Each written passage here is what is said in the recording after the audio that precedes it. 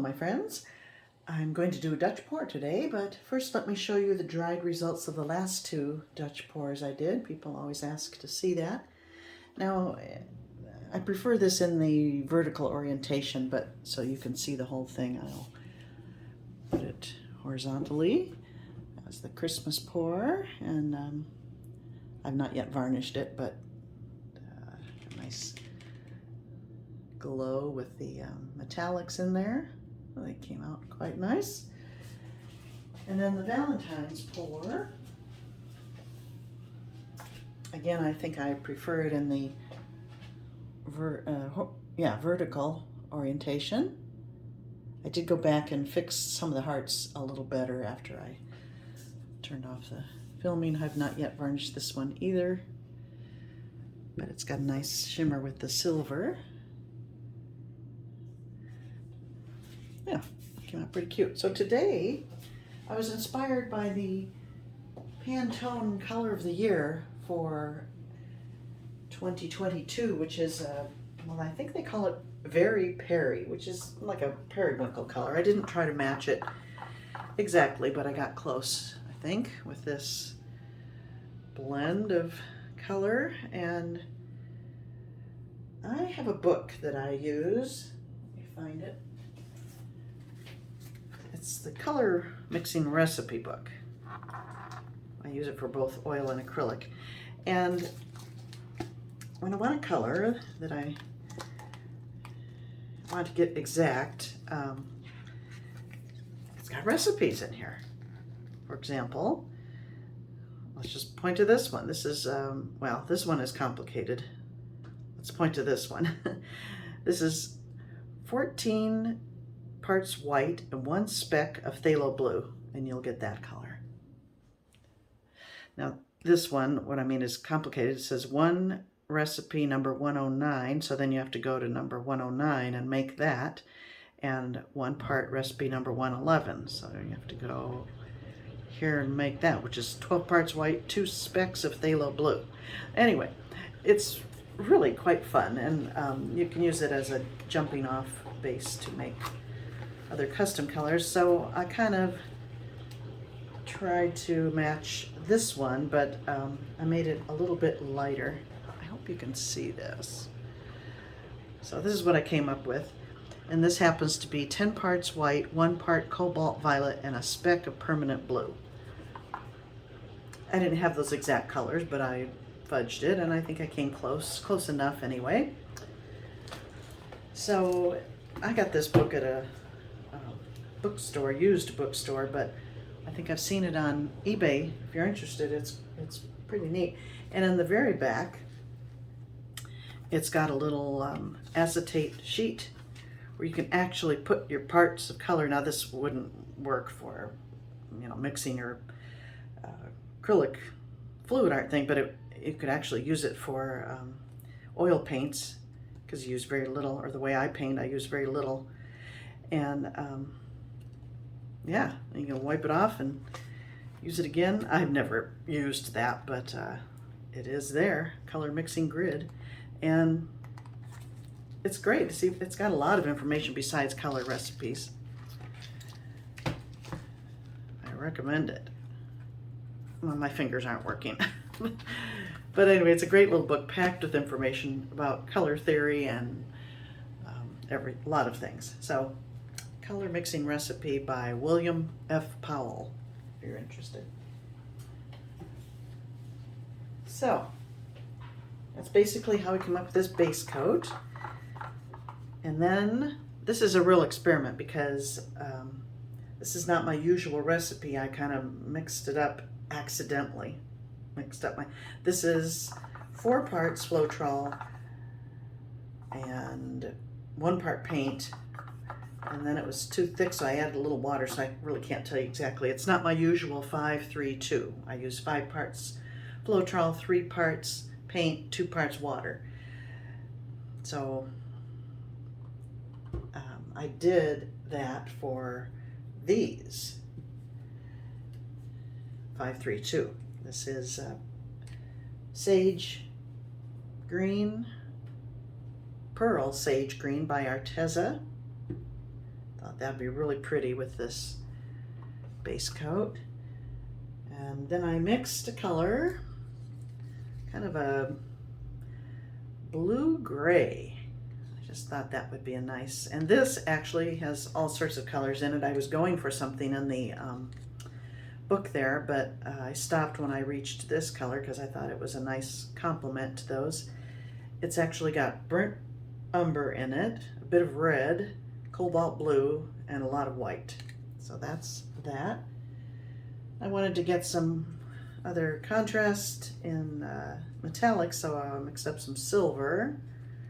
This is Modern Masters, a dark silver, and then I really needed a dark version of something, so I'm using this leftover from my yellow violet challenge piece I did the other day.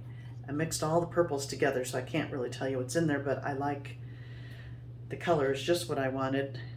But it's my polyacrylic mix, so I've never tried that with a Dutch pour, but I add a little water to it to get a good consistency. So this is truly an experiment, and I forgot my gloves, so you know what, I won't use gloves. I'm just gonna blow the base coat around the hairdryer, so I won't pause. Let me just move on here. So that was a lot of explaining. Sorry about that. Let's get to it. This is an 8 by 24 inch deep canvas. It's the size I use for the wine pours and others, like Christmas. I did some Christmas kind of Dutch pours, or I blew it out completely, and I really liked it on this size. So, but on this one I want to maintain negative space with this beautiful color, so I don't think it will be a total blowout, but who knows. I often, as you know, change my plan. All right, let me move that around a little bit in the hairdryer. At least the ends, because the colors will be applied towards the center.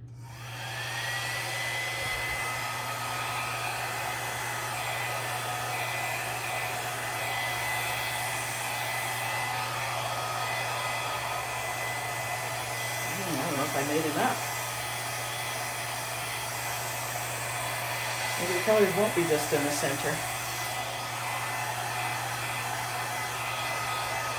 Okay, you know what? I'm going to live with that. And I might turn the hairdryer on high later. So let's see.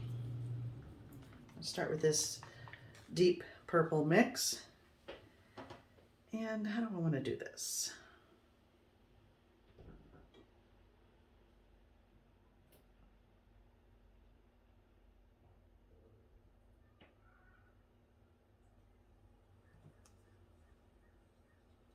You know, I'm going to add a lot of color.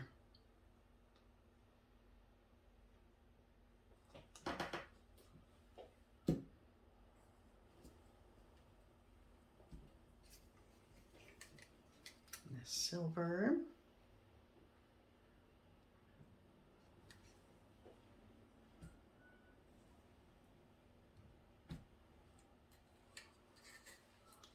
This odd color.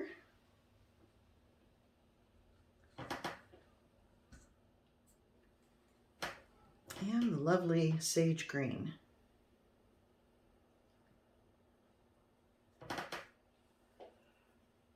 Wow, got a lot left over. Well, we'll see what this looks like. And here we go. I'm going to start it on low, and I may have to turn up to high.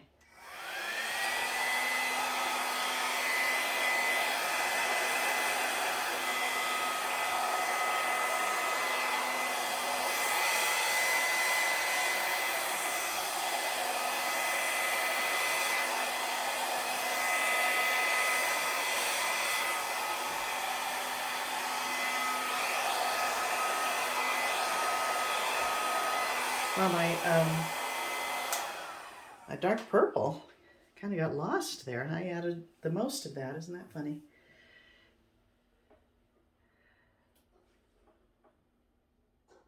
I'm going to add more of it. Let's see.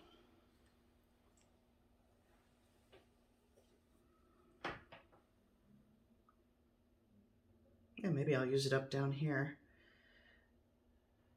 Just make this whole bottom area pretty much.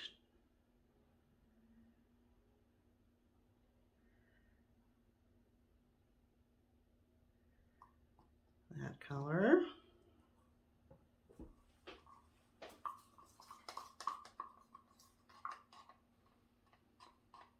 I'm a glove gal, so this really feels funny to me to not be wearing gloves.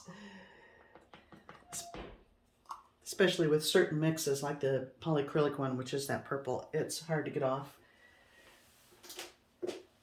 if you don't wear gloves. Okay, let's see how this works.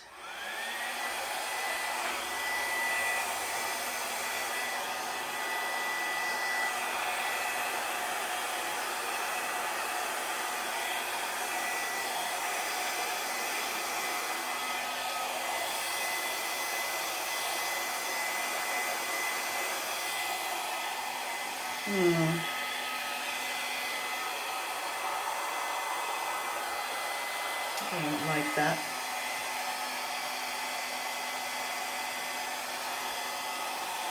I like the color, but not the way it looks. I'm going to blow it up this way.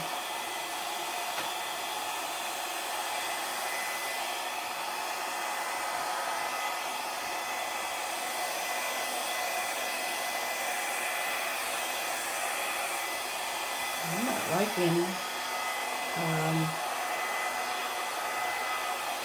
not liking that light blue color I made, and I'm not liking the silver. And my green got lost. I'm going to add green.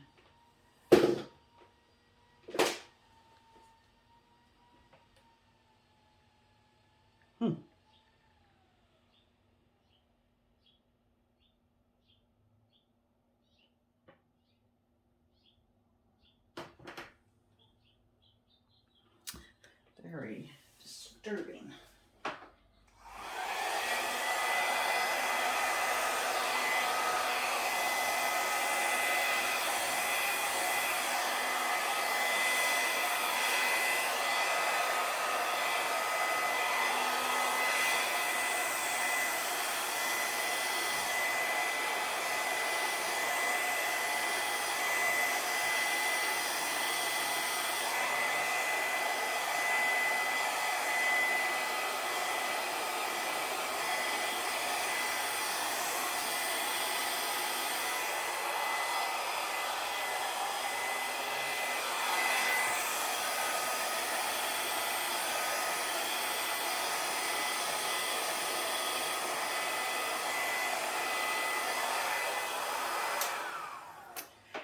Well,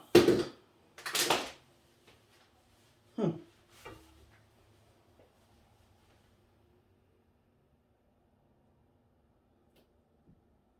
sure how I feel about this.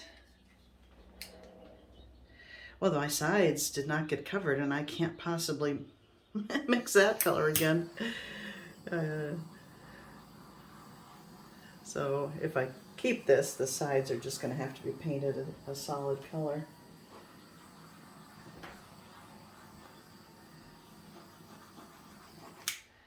I think. I don't know. I don't hate it.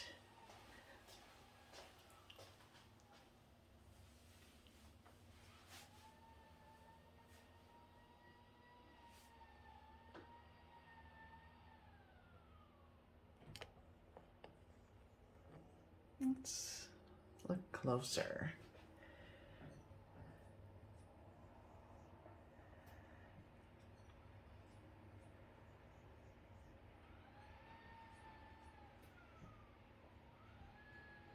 Well,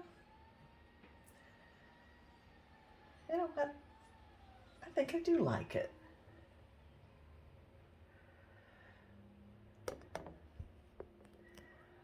And of course, I like the vertical. This would be the bottom. generally like the darker colors at the bottom to weight it down.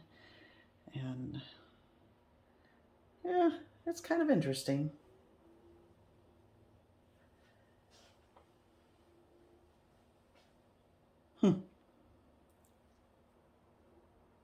I don't know, my friends. It didn't come out like I envisioned, but when does that happen with fluid art, right?